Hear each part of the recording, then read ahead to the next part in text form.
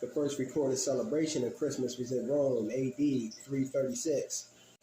In the 3rd century, it should be noted that earlier Christians didn't even celebrate the birth of Jesus because they didn't know when it was. First off, the date of December 25th was long commemorated before Jesus was born. It was the birth date of Horus in Egypt. He was one of the Ethiopian manifestations of the sun, son of Isis and Osiris, born at least 2,000 years before the New Testament Christ. In short, there were a lot of manifestations of God before Jesus being commemorated on this day. The date of December 25th being the birth date of Jesus wasn't adopted until 325 CE at the Nicene Council in an effort to harmonize and systemize the diverse Christian dogma which existed at the time. 318 bishops met in the city of Nicaea, a kingdom of Bithynia, today's Turkey, under the order of the Roman Empire, Constantine. The date wasn't finalized till 354 CE. Note, the date was set some 325 years after the birth of Jesus was supposed to have taken place. Observation of this day on the part of the Christian European Church was solely that of other rival religions celebrated the birth of their God. This was the motivating factor why they set aside a day to commemorate a white Jesus. Jesus wasn't even his real name, and he wasn't white. His real name was Yeshua. The first human family comes out of Africa. Black man is the original man. Jesus was black. And don't give me that his color doesn't matter, because in the words of Dr. Ashakamuso Barashengo, if the color didn't matter, then why'd they change it? And salute to brother Ashakamuso Barashengo, where a great deal of my knowledge on this topic comes from. They know our history. That's why they go to extremes to hide it. They praise the Black Madonna and child in European countries. The letter J was the most recently added letter to the English language, added in 1633. Jesus was said to have lived between 6 and 4 BC by biblical scholars, but the exact date isn't stated in any gospel or historical sources. Some other dates that were celebrated before the finalization of December 25th were January 8th, February 2nd, March 25th to 29th. In other words, they didn't know when Jesus was born. Saturnalia. Saturnalia was celebrated December 17th through the 23rd, and later was extended December 24th through the 25th. December 25th was observed as the birth date of Saturn by his followers. It should also be noted that Saturn, in fear of a prophecy, would eat his sons as soon as they were born. Essentially, Saturnalia was a feast of the winter solstice, the honoring of their gods of agriculture. Saturnalia would later become Christmas. The Christmas tree. According to legend, the first Christmas tree appeared in Europe around 716 CE, when an English missionary stopped the German from sacrificing their young son on an oak tree.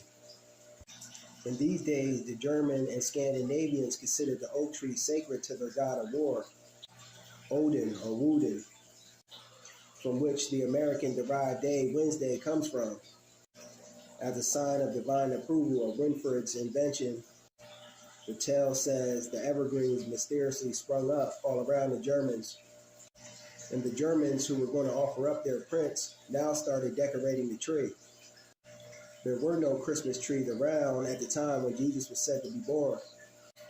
The recognition of the evergreen didn't come around till the 17th century, and it wasn't widely accepted until the 19th century, and that's a long time after the fact.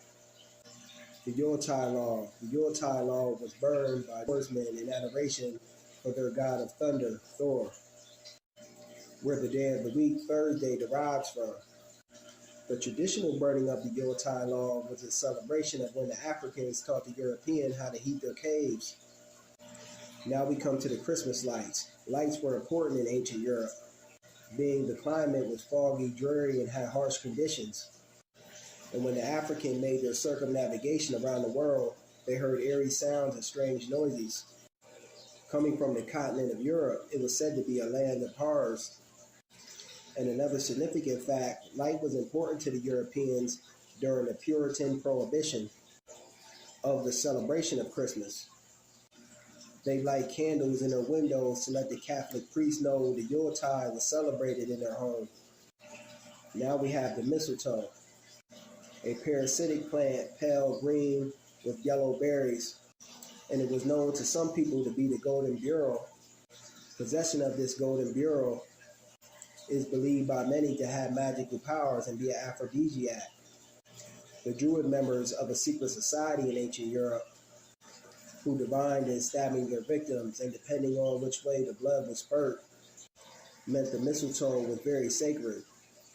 The blood-letting Druids trimmed their caves and huts with the golden bureau during the times of the 25th celebration. It's also said in Danish folklore that Binder, the god of the spring, who was slain by a spring of mistletoe, thrown at him by his brother Hoider, who was inspired by Loki, demon, and here you are today, people running around kissing each other under the mistletoe. Now we come to the guy everyone loves, Santa. The designation of Santa comes from Sinister Claus, the Dutch name for Saint Nicholas. The origins of Santa goes back to a time many northern European countries thought vampires, demons, ghosts, witches move about on Christmas Eve. It was on the night that Santa/Satan, the demon/saint, there was little differentiation between saints and demons at this time in Europe.